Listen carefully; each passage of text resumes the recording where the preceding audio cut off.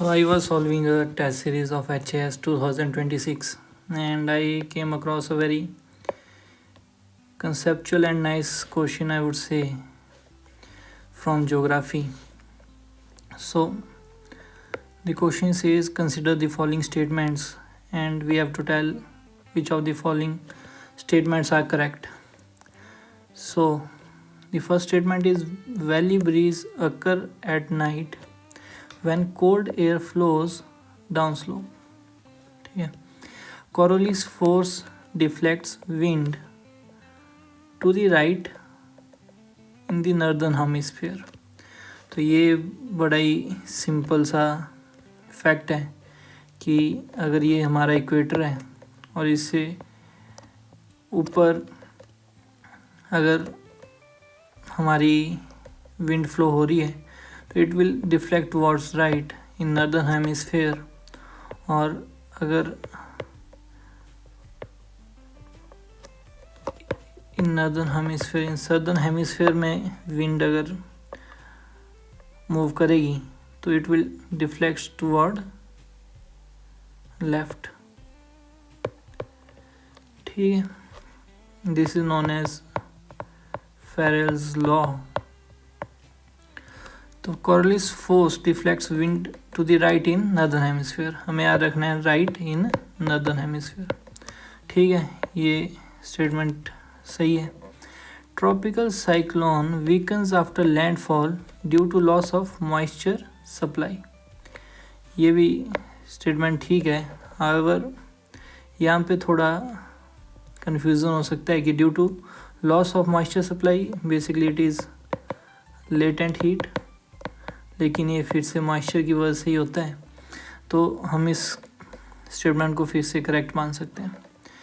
The fourth statement is extra tropical cyclones originate only over warm oceans.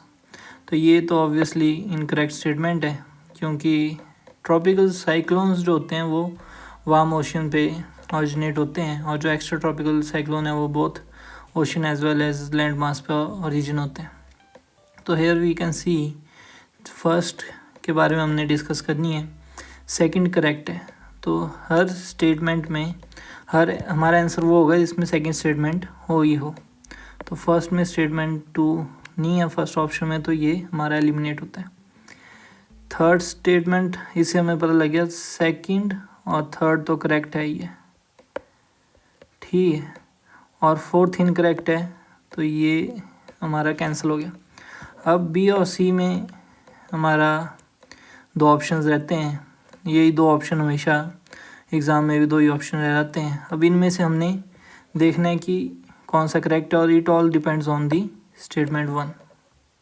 और statement 1 को देखने के लिए we have to know about the valley breeze concept. तो यहाँ पे अगर हम देखें तो they are how many determinants जो स्टेटमेंट करेक्ट या इनकरेक्ट बना सकते हैं. तो पहले है वैली ब्रीज, उसके बाद हमारी बात की गई है eight night when cold air की बात की है, और फ्लोज डाउन स्लोप्स की बात की है. तो हमारे पास 4 डिटर्मिनेंट्स हैं. हमें देखना पड़ेगा वैली ब्रीज ही इसका नाम होता है क्या, और नाइट में ही क्या ये होता है, दिन में तो नहीं होता. कोल्ड एयर की जगह वार्म एयर तो नहीं होती, और डाउन स्लोप या अप स्लोप तो नहीं होता. तो इट इज़ 1 2 3 4. अब अगर हम वैली ब्रीज के कंसेप्ट को देखें तो अगर ये हमारे माउंटेन है और इन 2 के बीच में ये वैली है, तो दिस इज़ वैली, और ये हमारा है माउंटेन, ये भी हमारा है माउंटेन. तो हम देखेंगे कि नाइट की बात हो रही है. नाइट की बात करें तो जो हमारे माउंटेन टॉप्स हैं वो जल्दी कोल्ड होंगे, तो ये कोल्ड होंगे. और जो हमारी वैली है वो ड्यू टू जो दिन की गर्मी है, ड्यू टू डेज़ की जो इंसोलेशन आई है उसकी वजह से कंपैरेटिवली, क्योंकि ये लेस अल्टीट्यूड पे है, तो हमारा जो वैली है वो कंपैरेटिवली वार्मर होंगे. ठीक है, तो कोल्ड, कोल्ड का मतलब टेम्परेचर कम, टेम्परेचर कम का मतलब हाई प्रेशर। और वार्म, वार्म का मतलब टेम्परेचर ज़्यादा है, टेम्परेचर ज़्यादा मतलब लो प्रेशर।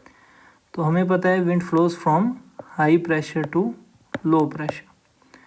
अब हाई प्रेशर से विंड फ्लो करेगा टुवर्ड्स लो प्रेशर, ये हमारे पास नाइट में मूवमेंट होगी ऑफ कोल्ड एयर।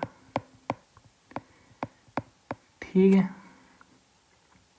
लेकिन जो हमारी विंड्स हैं उनकी नेमिंग होती है, नेमिंग या जो उनकी डायरेक्शन होती है, that is dictated by the origin of winds. कहाँ से ओरिजिन विंड का हो रहा है, तो ये कहाँ से हो रही है, फ्रॉम माउंटेन टू वैली, तो ये होगा हमारा माउंटेन ब्रीज, विंड बोलो या ब्रीज। ठीक है,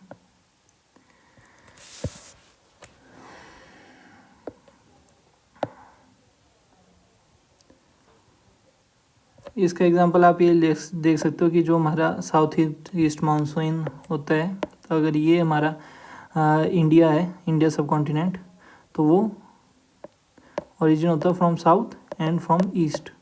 तो south east to north waste,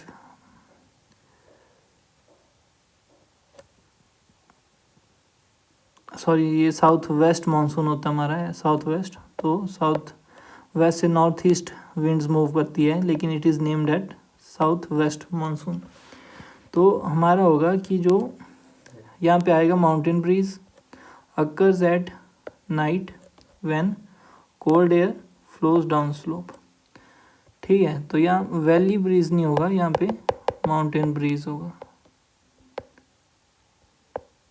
तो this makes this statement incorrect. तो हमारे पास हो जाता है